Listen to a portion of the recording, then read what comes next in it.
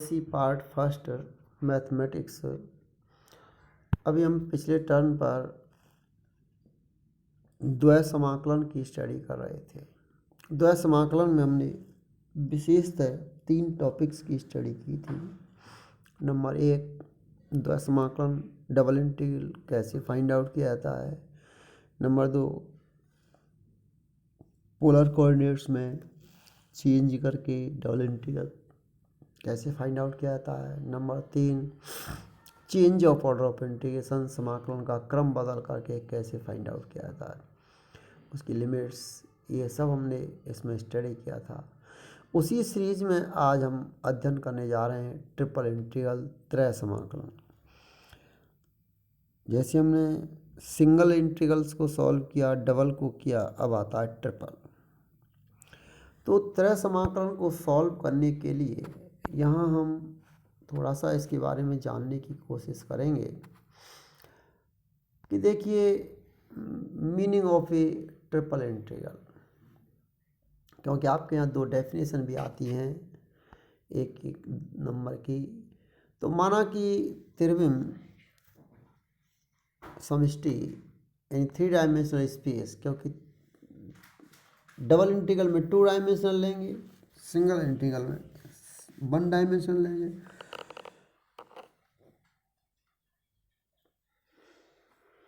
Triple integral में हम 3 dimensional लेंगे। में बी कोई क्षेत्र है, क्षेत्र डिसाइड करना जरूरी है समाकलन के लिए। तो माना कि फलन f(x,y,z) क्षेत्र बी के प्रत्येक बिंदु पर परिभाषित है, क्योंकि फलन का परिभाषित होना भी जरूरी है। क्षेत्र बी को n प्रारंभिक आयतनों में del v1, del v2 and so del vn में विभाजित कीजिए, क्योंकि आपको पता है क्षेत्र को हमेशा हम छोटे छोटे वर्ग में विभाजित करते हैं, वहाँ वर्गों में विभाजित करते थे, यहाँ आयतफलों में विभाजित करेंगे। इसकी लंबाई चौड़ाई ऊंचाई तीनों ही होंगी, उनका क्षेत्रफल del v1, del v2, del and so del vn होगा, विभाजित कर देंगे। अब हम इसमें से कोई स्वेच्छ एक उपभाग डेल vi चूज कर लेंगे, जिसके coordinates del xi, del yi, del zi होंगे। कोई उस पर हम आर्बिट्रेरी बिंदु ले लेते हैं, स्वेच्छ बिंदु xi, yi, zi। तो निम्न योगफल वहाँ से प्राप्त होगा, उस पर विचार करते हैं। Summation k = 1 to n f(x k, y k, z k del v के। अब देखो विभाजक क्षेत्र को संख्या n का, अब ये जो क्षेत्र में हमने n भागों में विभाजित किया, यदि हम इनकी संख्या बढ़ा दें और लिमिट लगा दें n टेंस टू इन्फिनिटी, भाई तभी तो लिमिट पॉइंट प्राप्त होगा, वो बिंदु में बदलने की लिए स्थिति में आ जाएंगे, फिर कोई महसूस ही नहीं होगा आयतन का, तो छोटा हो जाएगा। इसलिए limit n tends to infinity del n tends to 0 summation k = 1 to n और f(x k, y k, z k del v के।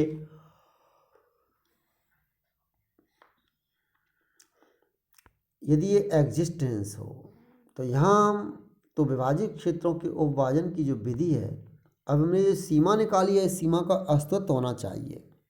Limit n tends to infinity summation k = 1 to n f(x k, y k, z k del v के, इसका अस्तित्व हो।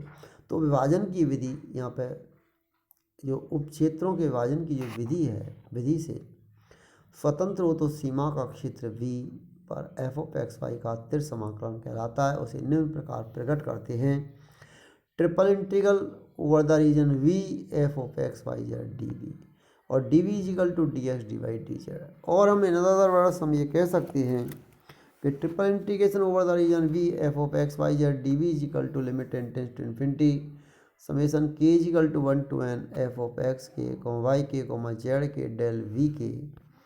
तो ये दिखाया जा सकता है कि सीमा का अस्तित्व होगा, ये यदि क्षेत्र v की सीमा पर बाउंड्री पर हो, v की सीमा पर हो या भीतर सभी बिंदुओं पर f(x, y, z) संतत हो, तो खंडस संतत हो। इस तरह से हम इसको डिफाइन करते हैं। अब हम ये चाहेंगे कि ट्रिपल समाकलन, ट्रिपल इंटीग्रल कैसे ज्ञात किया जाए। Evaluation of the triple integral, ये हमने ट्रिपल इंटीग्रल की अभी डेफिनेशन की थी। आप डायग्राम में जैसा देख रहे हैं, कोई भी डायग्राम जो कि तीनों क्षेत्रों में होगा, x y z में होगा, OX है, OY ये परपेंडिकुलर ओ एक्स है, ओ वाई ओ जेड है। इसमें हमने कोई भी नीचे ले लिया है, एक सिलेंडर पे बात कर रहे हैं तो इसको हमने ले लिया है। तो यहाँ पर एक क्षेत्र लिया है, डेल एक्स भी जाएगा, डेल वाई भी जाएगा, डेल जेड जाएगा, तो पूरा उसका डेल ए आई क्षेत्रफल हो जाएगा। उसके सरफेस पर कोई बिंदु हमने x i y i z i लिया हुआ है, और दो बिंदु में यहाँ पे ले रखे हैं x1 y1 z1 x2 y2 z2। तो देखिए यहाँ पर हम ये कहते हैं कि माना कि त्रिविम समष्टि में v कोई क्षेत्र है, क्षेत्र v को तीनों निर्देशांक तलों के समांतर तल में खींचकर छोटे छोटे घनों में क्यूबॉइड में हमने उनको विभाजित कर दिया। तो आयतन v को मैं ऐसे सभी ऊर्ध्वाधर स्तंभ वर्टिकल कॉलम्स के आयतनों का योग माना जा सकता है, जिनकी lower boundary surface z equal to z1 x y मान लेते हैं, और उस सीमा अपर लिमिट में surface z equal to z2 x y से घिरी हुई है। इन स्तंभों के आधार पर हम क्षेत्र del A I A R मान लेते हैं, जो कि एक्स वाई तल के समतल के किसी क्षेत्र को घेरे हुए है। अतः सर्वप्रथम क्षेत्र डेल ए आर पर खड़े स्तंभ के प्रत्येक घन का योग करते हैं, फिर एक्स वाई तल के क्षेत्र ए पर प्रत्येक स्तंभ के आयतन का योग करते हैं। देखिए, तो summation f of x k y k z k del v k is equal to summation r bracket में summation k f of x r को y r z r del z bracket से बाहर डेल आर समीकरण number 1। अब यहाँ बिंदु x k y k z के क्षेत्र डेल आर पर खड़े किए हुए घन में स्थित है, तो इसलिए अब सीमा लेने पर डेल आर टेंस टू 0 लें, डेल जेड टेंस टू 0 होगा। तो समीकरण जो हमने बनाया है अभी एक f of x k comma y k z k del v k में लिखा जा सकता है कि limit del a r tends to 0 del z tends to 0 summation f of x y k z k del v k is equal to triple integration over the region a and z1 to z2 f of x y z d z over d a. D ए का मतलब d x d y है, और we can say the other words triple integration over the region v f of x y z d v is equal to double integration over the region z1 to z2 f of x y z d z बाहर d ए।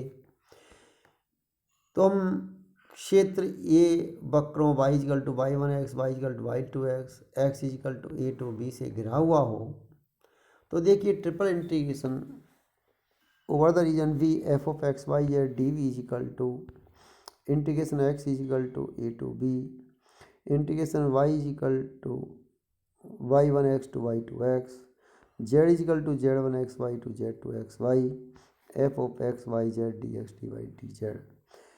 यहाँ ध्यान रखना चाहिए जो triple integration की जो definitions में हमने उसको लिखा है, सर्वप्रथम एक्स द वाई को अचर मानते हुए जेड के सापेक्ष समाकलन किया जाता है, और इसके बाद एक्स को अचर मानते हुए वाई के सापेक्ष समाकलन किया जाता है, और अंत में एक्स के सापेक्ष समाकलन किया। यहाँ लास्ट में d x d y d z दिया हुआ है, तो ये ध्यान रखना चाहिए कि समाकलन में सबसे पहली लिमिट x की है, दूसरी लिमिट y की है, तीसरी लिमिट z की है। लेकिन जब कभी समाकलन किया जाता है इसका, जब समाकलन करते हैं तो सर्वप्रथम इसका z के सापेक्ष समाकलन करते हैं, देन y के सापेक्ष समाकलन करते हैं, देन x के सापेक्ष।